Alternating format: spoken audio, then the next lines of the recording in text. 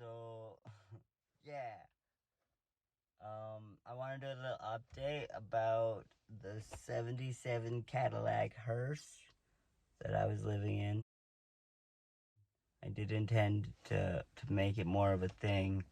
My life went in all kinds of directions, and it wasn't that one. So I had to sell it, and it was like rusted to shit.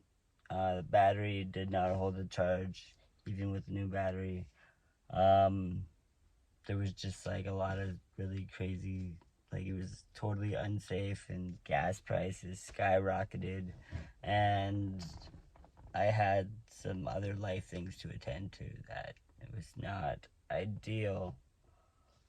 But I have great news that the people that I sold it to in Victoria, they jumped it into an RV and into a bunch of cars. Actually, a flaming RV. There's a whole video there too. I'll probably put a link down. So here's the thing. I've had this hat for a long time. I put dimes on it because I put dimes on everything. So the hearse's name, like I did not name it. There's a lot of stories about this hearse for a long time. It was a demolition vehicle before. That's kind of why it was in such janky condition. And it was on the downtown east side too. So her name is Myra Mains, and then I realized on this hat has Myra Mains. Well, like it has a different brand, obviously, Metal Militia, but it's Myra Mains. So I don't know. This hat just got like way more fun, and so did my hair apparently. So yeah. So this is some sweet swag. It reminds me of Orville Peck and Shania Twain, which is cool. Um, so so when I was in the process of getting a different vehicle, I got super duper lucky, and I got a 2004 Volvo V70 2.5 turbo, and it looks like a hearse. Like it's got the same profile, but I call it my mini hearse. Like a smaller version. It's still pretty fun, classy and funny. So I'm gonna dig that out. I've been doing it actually. I have dimes, so like I put on the two backs of the windows like the swirly things that are on the ends of hearses.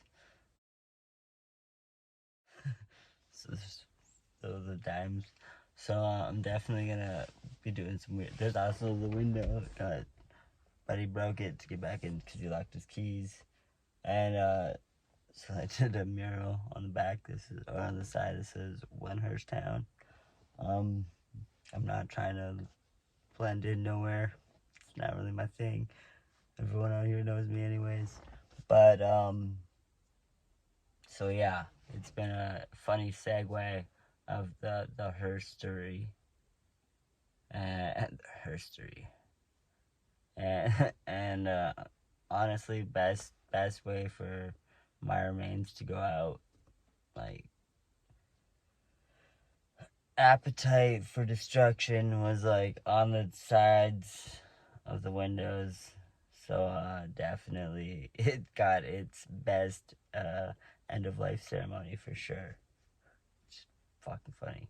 So what I've also been doing, or something I've also done this year, that's kind of like on par with that, is like right when I got the hearse, or no, right when I got the Volvo mini hearse, um,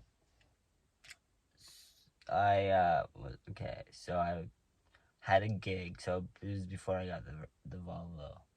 But I was on Facebook, and I was looking at the local group, and someone was looking for a cowboy poet for a funeral. And I was like, well, damn. I am a cowboy. I am a poet. And shucks, do I like funerals. So it's like a weird favorite party, but I would probably say funerals. Or I'm like really good at them. I'm like really good at putting on a funeral and like entertaining a funeral. So like I know funerary clowns, I guess, still exist. But anyways, I got this gig, and they thought it was hilarious that I lived in a hearse, and I was full cowboyed up, and even like looked at the dead person's like things that were displayed there, and I had like the same belt, and I had all these like same accessories, and I was like, what the fuck? Actually, someone even asked me like, are you the grandson of this person? I was like, I've never met anyone here ever until now. I'm just like confused, and I just talked to everybody, and it was quite beautiful. So, yeah, they paid me like twice the amount. So they like really like just like they literally paid for a funeral clown, and I think I did it just good. So I'm looking for new gigs and looking how to get into being a funeral clown. Well, I think the cowboy poet is actually like the ideal funeral clown, and that's like literally my new focus point for my career. I'm really tired of picking fruit. I've also have a connection with someone in my life who also wants to be a death doula, so we're like gonna try and build that into a company of sorts. And she has a lot more resources than I do, but gosh darn, am I good at what I do. And someone actually wants to build this with me, it's kind of the best.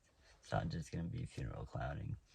That's just going to be one aspect of what I do. I actually want to do the death doula part and the ceremonious stuff and the taking care of people in their last moments and making sure all the paperwork and children are taken care of and all the drab stuff there. But I also want to do like work with the families about grief.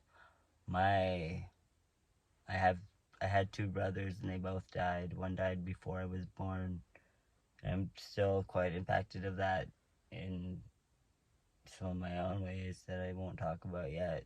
And then at 9, I had my other brother die. So I've been like affected by just been around death a very long time. My mom always also, sorry, for a while worked at a funeral home, just did makeup and stuff for dead people. So I used to hang out with her, sleep next to caskets, and realize that there's dead people beside me. Like a very strange child. My mom thought she ruined me, but it actually like turned out quite good, I think. So yeah, that is like I'm still got ideas for one Hearse town to like connect with local musicians and artists because that's something that I want to cultivate. It's not something I want to leave behind just because I got like a new focus for my life. I just need a career, not just farm labor. Getting paid minimum wage is just no bueno. Also, hanging out with old people is a little bit more my like speed.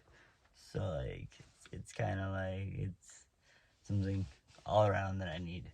So with that said, uh, peace.